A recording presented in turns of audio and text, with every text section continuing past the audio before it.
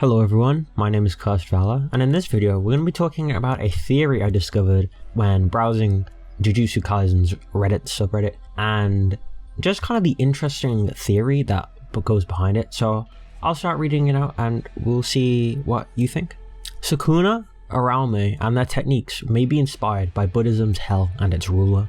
So yesterday I was doing what we all do from time to time, thinking about Sukuna's curse technique is, and I was also thinking about how a domain expansion tells us what a character curse technique is from its effects, the hand signs used to cast it, and possibly its name and luck.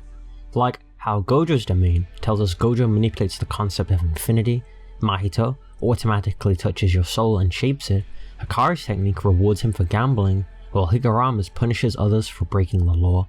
Now, how does all of this tell us what Sukuna's technique is? Well, let's get started. First of all, features. Sukuna's domain is a corrupted Buddhist shrine, a sacred place dedicated to a deity or similar divine figure. The divine nature of Sukuna's domain is outright confirmed by the narration due to it not needing a barrier. So what is this deity? Well, next, the hand sign. Most of the domain expansions seen in the series use Buddhist hand signs to show a character features and the god who inspires their ability. Gojo's Unlimited Void uses the, bear in mind my pronunciation isn't the best, Taishakuten in hand sign? Taishakuten in hand sign? Taishakuten. We're going to go with Taishakuten. Taishakuten is originally the Indian god Indra. The god is said to be the strongest god. Indra also undergoes rebirth in Buddhist texts, just as the Sixth Eyes is reborn. Hikari's hand sign is of Benzaiten, the goddess of literature, music, wealth, and love. This sounds exactly like what Hikari's domain and Jackpot does. So what is Sukuna's hand sign? It's Enma, the king of hell, who was also once a human being, just like Sukuna. Sukuna's resemblance to Enma is more obvious the more you know what to look for. They both wield identical and similar weapons. They are also associated with bulls. Enma rides a bull, and Sukuna's innate domain is filled with bull skulls. Sukuna's forehead tattoo also looks like a bull's horns too. Enma's name is Hindu for Yama, which translates to twin, and Sukuna looks like a conjoined twin. Now, the next thing, the effects of the domain. Sukuna's attacks are 2 slashing attacks and a flame attack, and he's notable for not possessing a domain but has a larger range of up to 200 meters in radius, a barrier domain. But what do these have to do with Enma and Hell? Well, let's see what the Buddhist hell is. First, hell in Buddhism isn't a single realm, but a series of lesser hells within the greater hell. In the most popular sources, there are 8 cold hells and 8 hot hells. Of particular interest are 3 hells from the hot hells, Sanjiva, Kalasutra, and Avisi? I'm not sure on that one. Sanjiva has a particular torment where sufferers are cut into pieces. Kalasutra has black lines drawn on the tormented's body, kind of like Sukuna's tattoos, which are used as guides to dismembering the damned. Avicii is the lowest level of hell, and is a cube or a black box where sufferers are roasted in a blazing oven. These 3 hells, torments, sound exactly like what Sukuna's attacks have been shown to do. Sukuna getting his fire arrow from a black box is exactly like Avicii being a cube filled with fire, and it would make sense if this hellfire is stronger than Jogo's fire. Sukuna's cannibalism might also be related to another hell called, I'm gonna butcher this, Maharava? Oh my god, what a terrible pronunciation. We're gonna call it Maha. A hell called Maha, where people are punished by being eaten by beings known as Kravyada. Lastly, Sukuna's increased range is related to a concept in the Jatakas. It is stated there that all of samsara is within Yama's rule, and to escape from samsara is to escape his influence. Samsara here represents the fusion between Sukuna's domain and the physical world, and those within his range are subject to his rule. But he still provides an escape route to leave his influence. So in essence, Sukuna's curse technique is to use the torments of hell on his enemies as the king of hell. For a bonus, Urame's role as Sukuna's assistant and their ice manipulation brings to mind, bear with me again, Chitra Gupta,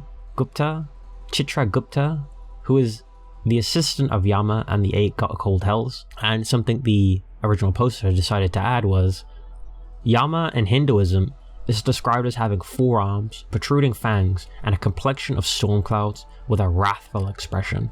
This is almost like exactly what Sukuna looks like. Yama is often identified with Dharma, to the point where one of his names is Dharma Raja. The concept of Dharma may have a corrupted version in Jujutsu Kaisen as the binding vow.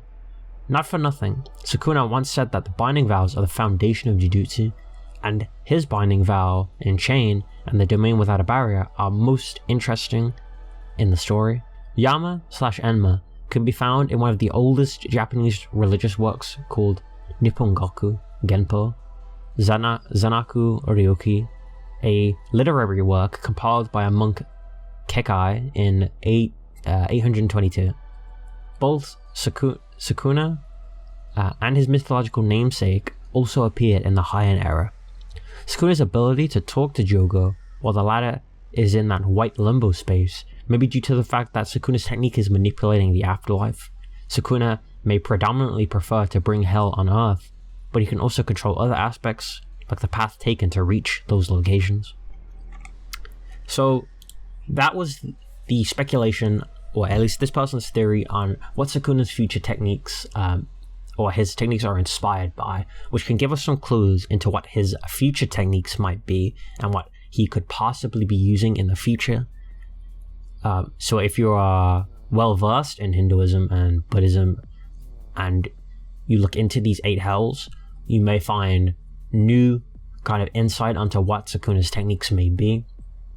I know there was a lot of speculation on Sukuna's next technique being a lightning arrow, and that's why we're going to have this Kashimo and Sukuna clash. Is it's going to be in the same vein as Jogo versus Sukuna, and it's to kind of hype beast Sukuna and show that even these people who are entirely based around this one concept are completely beneath Sukuna in that aspect. Like with Jogo being completely based around fire, getting turned to ash by Sukuna's fire, and maybe we're going to see Kashimo try and discharge his electricity onto Sukuna just for Sukuna to, I don't know, maybe vaporize him with lightning. We are yet to see what is going to come of Sukuna's future techniques. My speculation is that it may actually just be the lightning arrow that some people are speculating, but there are also more connections to Hinduism and Buddhism, and mainly the Sukuna's weaponry that we've seen on one of the volume covers. His staff and the little knife that he's holding, I believe the Vajra, and I don't remember what the spear is called, but they are directly related to weapons in Hinduism. And the god, I'm forgetting his name, basically the one that created the world, Vishnu, I think, either Vishnu or a god closely related to him, uses the weapons that Sukuna actually possesses, mainly the spear, and the Vajra is famously related to lightning. So we may see a connection between those things in the future, and I'm definitely on board with Sukuna having this kind of relation to Hinduism, and I think it's a very interesting connection that Akutami is putting forward. So let me know what you think in the comments. This was just a quick video to explore this kind of theory because I think it's very interesting and I wanted to make more people aware of it. So thank you for watching. My name's been Castrala, and I hope you have a wonderful day.